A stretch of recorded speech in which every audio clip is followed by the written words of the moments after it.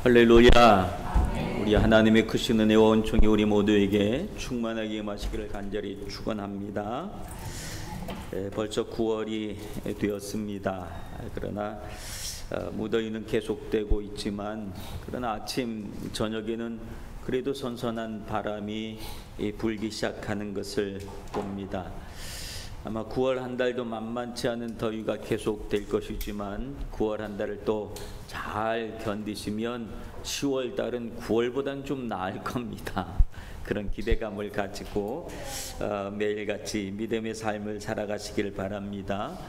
창세기에 보면 가인과 아벨의 이야기가 나옵니다. 이 가인과 아벨의 이야기의 핵심은 제사에 있습니다. 두 아들 가인과 아벨이 하나님 앞에 제사를 드렸지만, 한 사람의 제사는 하나님이 받으시고 한 사람의 제사는 거절하셨다고 합니다. 창세기 4장 4절 5절에 보면 여호와께서 아벨과 그의 제물은 받으셨으나 가인과 그의 제물은 받지 아니하신지라 합니다. 이 말씀에 보면 아벨과 그 제물이란 말이 있고 가인과 그 제물이란 말이 있습니다. 그래서 오늘 여기서 보면 하나님께서 먼저 받으시는 것은 예배를 드리고 있는, 제사를 드리고 있는 아벨의, 가인의 그 예배의 태도, 예배의 모습을 하나님이 보시고 가인과 그 제물, 아벨과 그 제물, 그러면서 사람을 먼저 말씀하여 주신 것을 봅니다. 그러므로 제물의 문제보다도 중요한 것은 사람의, 예배자의 태도에 있었다고 하는 사실을 성경은 말해주고 있는 것을 봅니다. 오늘 본문 6절에 보면 내가 무엇을 가지고 여호와 앞에 나아가며 높은 하나님께 경배할까? 내가 번제물로 1년 된 송아지를 가지고 그 앞에 나아갈까? 라는 질문을 던집니다. 이 질문의 내용 속에서 볼 수 있는 것은 뭐냐면 내가 무엇을 가지고라고 하는 것. 무엇을 가지고 하나님 앞에 나아갈까? 역시 우리는 제물에 관심을 가지고 있고, 하나님 앞에 하나님이 좋아하시는 그 무엇을 내가 가지고 가야지 하나님이 나를 내가 드린 예배를 받을 것이라고 하는 그런 생각을 가지고 주님을 섬기고 있는 이들이 많다라고 하는 사실을 이야기해 줍니다. 오늘 읽은 미가서의 배경은 BC 8세기경 남유다와 요담, 아하스, 히스기야 왕 시대의 이야기입니다.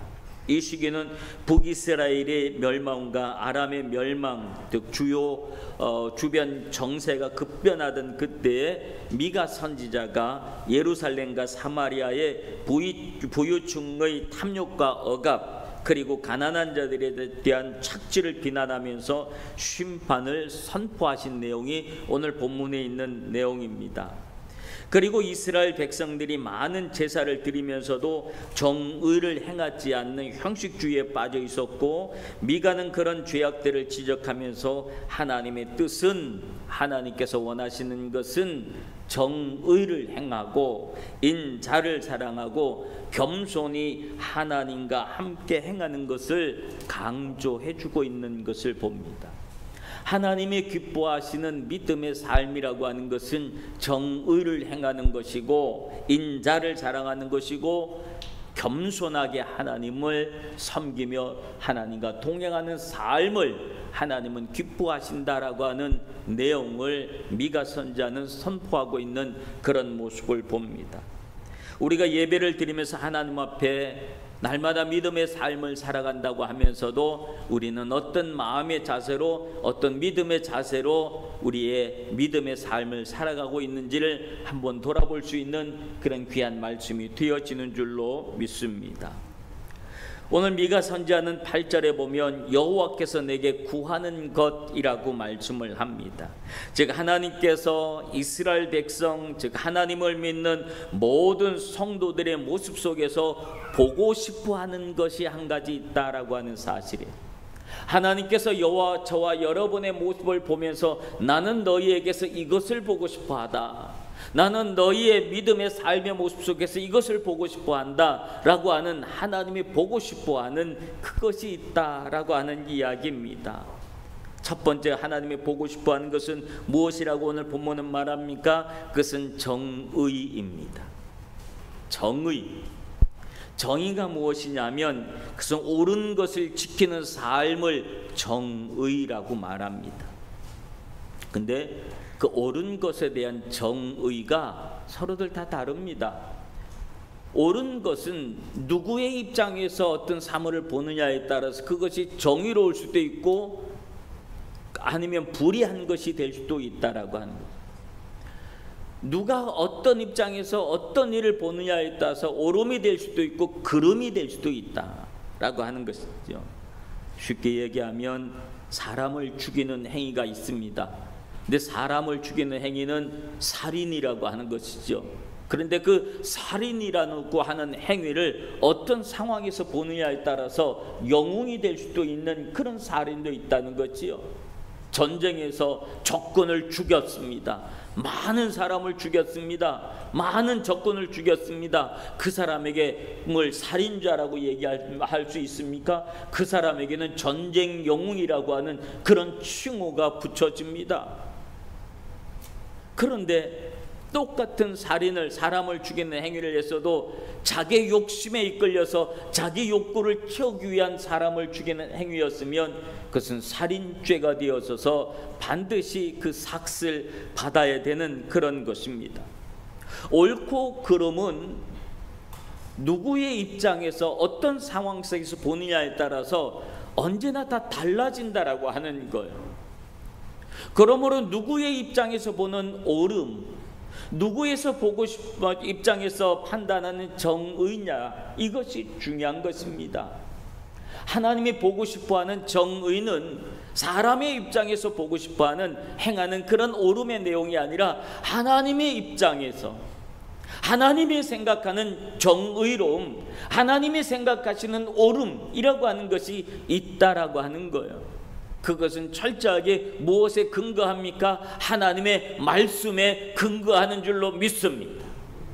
성경 말씀에서 하나님께서 정하시는 옳음의 내용이 있습니다. 하나님께서 원하시는 정의의 내용이 있습니다. 우리는 하나님의 말씀, 그 말씀 속에 하나님의 뜻이 무엇인지, 하나님이 원하시는 것이 무엇인지, 하나님의 지금 내게 말씀하시는, 이 시대에 말씀하시는 정의가 무엇인지를 성경을 통해서 세상을 볼 수 있어야 할 줄로 믿습니다. 그래야 우리는 올바른 판단을 할 수 있고 올바른 정의로움을 가질 수 있고 올바른 정의를 행할 수가 있는 줄로 믿습니다. 옳고 그름의 기준이 하나님의 뜻에 있다라고 하는 것. 인간의 자기의나 율법, 인간의 가치에 있는 것이 아니라 하나님의 은혜의 원리, 사랑의 원리에 옳고 그름의 내용이 있는 줄로 믿습니다. 미가서가 기록될 당시 유다와 이스라엘 백성들은 백성들 앞에서 정의로움을 볼 수가 없었습니다. 그들은 탐욕과 약탈을 일삼았고 권력에 가진 이들이 무력으로 백성들을 억압했었고 뇌물을 가져오면 공정해야 될 재판은 언제나 왜곡되었고 약자들은 늘 불이익을 당했습니다. 뿐만 아니라 우상 숭배와 사회 전반에 걸친 도덕적 타락이 일상이었습니다. 그럼에도 불구하고 제사장들이나 그럼에도 불구하고 백성들은 내가 하나님 앞에 나아간다, 거룩한 예배를 드려야지, 그리고 하나님 앞에 아주 선별한 일련된 그 숫송아지, 내가 많은 예물을 가지고 많은 짐승을 하나님 앞에 드려야지, 그러면서 그들은 예물을 통해서 자기들의 거룩을 이야기하려고, 자기의 옳음을 이야기하려고 했었다라고 하는 것이지요.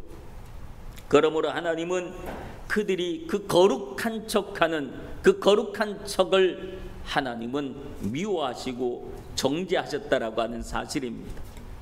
여러분, 하나님이 기뻐하시는 것은 오늘 말씀에 보면 정의로운 삶입니다. 불의를 보고서 기뻐하지 않고 손해가 되어서 불의에 항거할 수 있는 정의로움, 약하고 힘이 없는 자들이 손해보지 않도록, 손해를 당하지 않도록 그들을 지켜줄 줄 아는 정의로움을 하나님은 기뻐하시는 줄로 믿습니다. 제가 알고 있는 한 목사님이 있습니다. 일본인 목사님이신데 그분은 올해 그 일제강점기가 끝나고 난 다음에 우리 교민들이, 우리 동포들이 일본에서 수많은 차별과 또 박해를 받고 살아가던 그 시대에 생활보호를 받으려고 하면 구약소나 시약소에 가면 신청을 하면 언제나 빠꾸를 당했습니다. 조센징이라고 하는 이유로 언제나 빠꾸를 당했는데, 근데 그분이 그 사실을 알고 가서 시약소에 가서 시약소 시장을 나오라 그러고 높은 사람 나오라 그러고, 왜 법으로 규정되어 있는 이 일을 왜 의도적으로 안 된다고 하고 캔슬 놓고 그러냐, 그러면서 일본인의 입장이었기 때문에 당당하게 시장을 불러내고 했습니다. 그래서 약하고 힘들게 생활보호 살아가면서 생활보호를 받아야 되는 그 사람들이 당당하게 생활보호를 받을 수 있도록 그런 역할을 해주었다고 하는 그 이야기를 들으면서, 야, 이분 마음속에 정의로움이 있었구나. 법에서 정한 것인데 왜 의도적으로 약하다고 조센징이라고 그리고 그 해주지 않으려고 하는 그것을, 이거는 아니다. 법이 그렇게 정하고 있질 않다. 그러면서 그걸 엎어서 또 그들에게 많은 이 혜택을 받으면서 살아갈 수 있도록 열심히 애를 써줬다는 그 이야기를 들을 때 얼마나 존경스러웠는지 몰라요.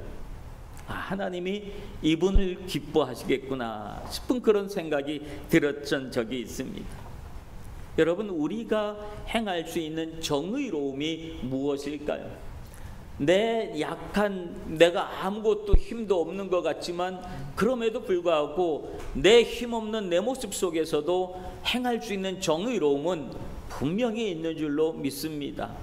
엄청난 그 불의에 대한 항거하면서 데모를 하고 그러한 정의로움뿐만 아니라 여러분이 행할 수 있는, 삶의 자리에서 행할 수 있는 그 정의로운 행동들은 반드시 있을 것입니다.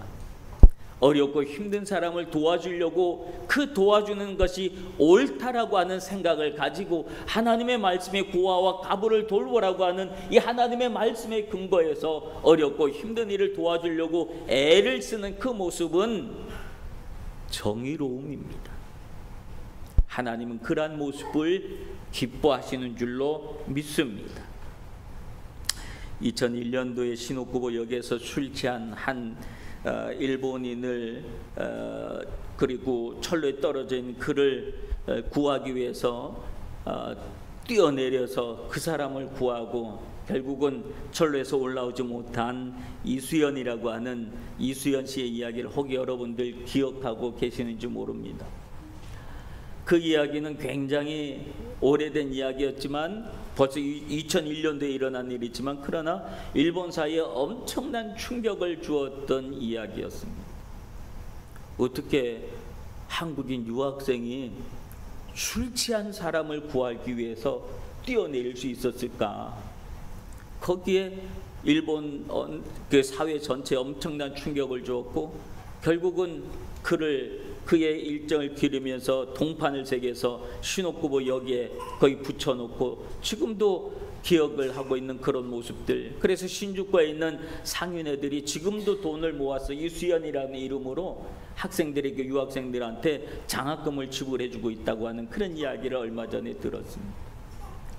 그러한 일들을 사회에서, 일본 사회에서 보면서 정의로운 사람이라고 이야기를 하면서 그런 그 행위를 경외하는 그런 모습을 봅니다. 세상도 정의로운 사람을 경외합니다. 근데 심지어 하물며 하나님이 정의로운 성도들을, 정의로운 당신의 백성들을 얼마나 기뻐하시겠습니까? 정의로운 믿음의 삶을 살아갈 수 있는 여러분들 되시길 바랍니다. 약하고 힘든 일을 도울 수 있는 힘이 있다면 그들을 돕는 것이 정의로움이라고 하는 사실을 기억할 수 있는 여러분 되시길 바랍니다. 두 번째 하나님께서 기뻐하시는 삶의 모습은 8절 그 다음 절에 보면 인자를 사랑하며 라고 하는 말씀이 있습니다. 여기 말하는 이 인자는 한문으로 사람 인자 아들 자자 사람의 아들 즉 주님을 이야기하는 것이 아니라 이츠쿠시미 즉 자애로움 그걸 인자를 이야기합니다. 하나님의 언약적인 사랑과 긍휼 자비 이것을 인자라고 합니다. 자비로움을 사랑하는 것, 긍휼을 사랑하는 것, 그것이 하나님께서 기뻐하시는 믿음의 삶이라고 하는 것.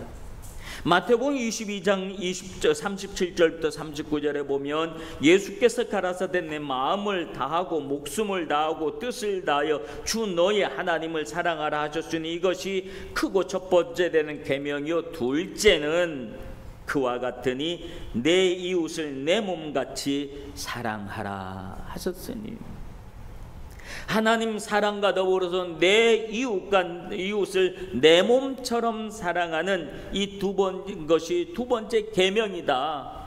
이웃 사랑 하나님이 예수님이 주시는 새로운 계명이다라고 말씀하셨습니다. 이것은 돌봄입니다. 돌봐주는 것. 우리 그리스도인들은 자기 자신만을 위해서 사는 삶이 아니라 많은 사람들을 돌봐줘야 되는 그런 책임이 주어진 사람들이라. 하나님이 우리 주변에 자꾸 눈에 보이는 약한 사람, 눈에 보이는 어려운 사람들이 자꾸 내 눈에 보이면 그 이유가 무엇이냐면 하나님께서 네가 돌보라고 내가 보여주는 거야. 네가 돌보라고 너한테 자꾸 붙여주는 거야. 네가 돌보라고, 네가 도움의 손길을 펼치라고 내가 그를 너한테 맡기고 있는 거야 라고 하는 사실이라는 것. 그러므로 인자를 사랑하는 것, 하나님의 자비로움, 이 자비로움을 내가 사랑해서 내 옆에 약하고 힘든 사람들을 돌봐주는 그런 삶이 얼마나 중요한지 모릅니다. 마태복음 25장 34절부터 36절까지의 말씀에 보면 그때 임금이 그 오른쪽 편에 있는 자들에게 이르실 때 내 하나님께 복받을 자들이여 나와 상세로부터 너희를 위하여 예비된 나라를 상속하라. 내가 줄일 때에 너희가 먹을 것을 주었고 목마를 때 마시게 하였고 나그네 되었을 때 영접하였고 벗었을 때 옷을 입혔고 병들었을 때 돌봐주었고 옥에 갇혔을 때 와서 보았느니라 합니다. 배고픈 사람, 목마른 사람, 나그네 된 사람, 헐벗은 사람, 병든 사람, 옥에 갇힌 사람, 이런 사람들은 우리가 돌보아 주어야 될 사람들이라고 하는 것. 하나님은 우리의 돌봄이 필요한 사람들을 우리 주변에 보내주셨습니다. 우리 눈에 들게 하셨습니다. 마음이 가게 하셨습니다. 우리의 손이 가게 하셨습니다. 우리가 뭐라도 우리 지갑을 열어서 그들을 위하여 무엇라도 대접해 줄 때 하나님께서는 너희를 위하여 예비된 나라를 상속하라 하면서 우리에게 복을 허락하여 주시는 줄로 믿습니다. 우에는 공원에 가면 매주 화요일마다 홈리스트를 위해서 사역하는 이들이 있습니다. 네, 그분들은 거기 가면 많은 음식들을 나누면서 복음과 함께 나눠주는데 가끔 저도 가서 거들기도 합니다. 혹시 시간 되시는 분이 있으면 화요일날 시간 되시는 분이 있으면 한 번씩 가보는 것도 우리 신앙에 큰 도움이 될 겁니다. 근데 나눠주는 음식의 대부분이 어디서 공급되냐 하면 푸드뱅크에서 제공이 됩니다. 푸드뱅크는 저는 깜짝 놀랐어요. 처음에 그 사실을 알고. 푸드뱅크는 아프리카에 있는 줄 알았어요. 어렵고 힘든 나라에 푸드뱅크가 필요하고 그 푸드뱅크를 통해서 많은 사람들을 도와주고 먹여주고 그런 줄 알았는데, 일본에도 푸드뱅크가 필요하고 일본에도, 선진국인 일본에도 그 푸드뱅크를 통해서 많은 사람들에게 먹을 것을 제공해 주고 있다는 사실이 굉장히 좀 놀라는 사실이었습니다. 우리 주변에 푸드뱅크가 필요한 사람들이 얼마나 많이 있다라고 하는 사실을 알려주는 거예요. 그리고 또 우리 그 많은 지역에서 보면 고도모 쇼쿠도 어린이 식당을 운영하는 교회들이 있습니다. 우리 총회 안에는 우리 관동 지방에 있는 교회들도 여러 교회에서 이 고도모 쇼쿠도를 하고 있는 교회들이 있는데, 그 사실은 뭐냐면 우리 아이들이, 배가 고픈 아이들이 누가 있겠습니까? 라고 생각하지만 여전히 배가 고픈 아이들이 우리 주변에 많이 있다고 하는 사실이죠. 그래서 배고픈 아이들에게 먹을 것을 주기 위해서 교회에서 교회는 기본적인 시설이 있으니까 고도모 쇼쿠도를 해가지고 아이들에게 아주 기본적인 그것만 받으면서, 그러면서 먹을 것을, 식사를 제공해 주는 그런 모습들이 아직도 우리 시대에 일어나고 있는 일들입니다. 즉 우리가 돌봐야 될 사람들이 우리 주변에 그만큼 많이 있다라고 하는 사실이, 그 돌봐야 될 사람들이 우리의 눈에 들어오기 시작한다면 하나님이 우리에게 네가 돌봐라, 네가 돌봐라, 너의 마음을 주어라 라고 하는 주님의 말씀인 줄로 믿습니다. 다우치 치스코라고 하는 분이 있습니다. 1912년에서 1968년까지 사신 분인데, 한국 이름은 윤학자라고 하는 이름으로 목포에서 공생원이라고 하는 고아원을 운영하시는 분입니다. 이분은 그리스도인입니다. 이분이 일제 식민 지배로 인해서 생겨난 고아들을 돕는 것, 이것은 일본 그리스도인들이 해야 될 일이라고 그는 생각을 하고, 그리고는 한국에 건너가서 패전 이후, 그리고 한국 전쟁 이후로 생겨난 고아들 3,000명을 돌보신 분입니다. 목포의 공생원 아시죠? 네, 거기서 윤학자라고 하는 이름으로, 한국 이름으로 그렇게 평생을 사시다가 돌아가셨습니다. 수많은 시련이 있었지만 끝내 그 일을 잘 감당하셨고, 그래서 1963년도에는 일본인으로 대한민국 정부로부터 문화훈장, 국민장을 받으셨던 분입니다. 그분이 돌아가실 때 목포 시내 시장장으로 그분의 장례를 치렀다고 하는, 엄청난 사람들이 나와서 그분의 죽음을 애도했다고 하는 그런 이야기를 읽어봤습니다. 그리스도인으로 살아간다는 것은 인애를 사랑하는 성도의 삶을 살아야 할 줄로 믿습니다. 우리 주변에 돌봐야 될 사람들이 없는가? 나의 손길이 필요한 이가 없는가? 여러분 돌아보시는 여러분들 되시길 바랍니다. 하나님이 기뻐하시는 성도의 삶이 되어질 것입니다. 그리고 마지막에 또 말씀하시는 것은, 또 하나님이 기뻐하시는 것은 8절 마지막 부분에 보면 겸손하게 내 하나님과 함께 행하는 것이 아니냐라고 합니다. 겸손한 삶을 하나님은 기뻐하신다라고 하는 거예요. 겸손은 단지 고개를 숙이는 것이 아닙니다. 내 뜻보다도 하나님의 뜻을 앞세우는 태도입니다. 그리고 겸손한 사람은 하나님과 동행하는 사람입니다. 겸손하게 하나님과 동행한다는 말씀을 묵상해 보면 그 겸손 속에 하나님의 모습이 있다고 하는 거예요.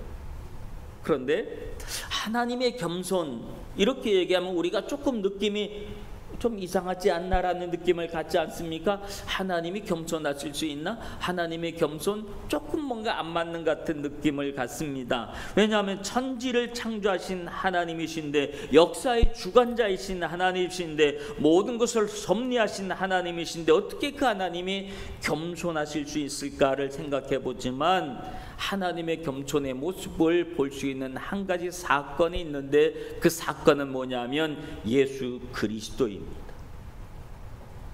예수 그리스도는 성삼위일체의 하나님 중에 한 분이십니다.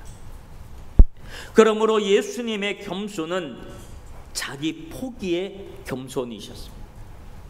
하늘 보좌를 버리고 이 땅에 내려오신 그 겸손의 본을 보여주셨습니다. 그리고 또한 예수님의 겸손은 섬김의 겸손이셨습니다. 주님은 스스로 말씀하시기를 나는 섬김을 받으러 온 것이 아니라 섬기러 왔다라고 말씀해 주셨습니다. 자신을 철저히 낮추면서 다른 사람들을 인정해주고 높여주셨습니다.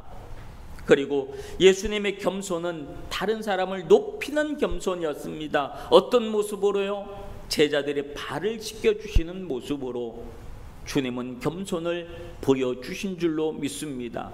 그리고 주님이 하시는 말씀이 너희도 이와 같이 행하라 라고 말씀해 주셨습니다. 우리가 예수님에게서 그 겸손을 배워야 합니다. 그리고 주님이 하신 그 말씀, 이에 예수께서 제자들에게 이르실 때 아무든지 나를 따라오려거든 자기를 부인하고 자기 십자가를 지고 나를 쫓을 것이니라. 이 말씀이 겸손하게 주님과 하나님과 동행하는 믿음의 삶이 되어야 할 줄로 믿습니다. 겸손은 말로 하는 것이 아닙니다. 겸손은 말로 설명하는 것이 아닙니다. 겸손은 보여주면 되는 겁니다. 행하면 되는 것입니다. 그러면 많은 사람들은 보여진 그 겸손을 보고 나도 저렇게 해야지, 나도 저렇게 따라야지, 나도 저런 사람을 살아야지, 삶을 살아야지, 그러면서 함께 배우게 되는 줄로 믿습니다.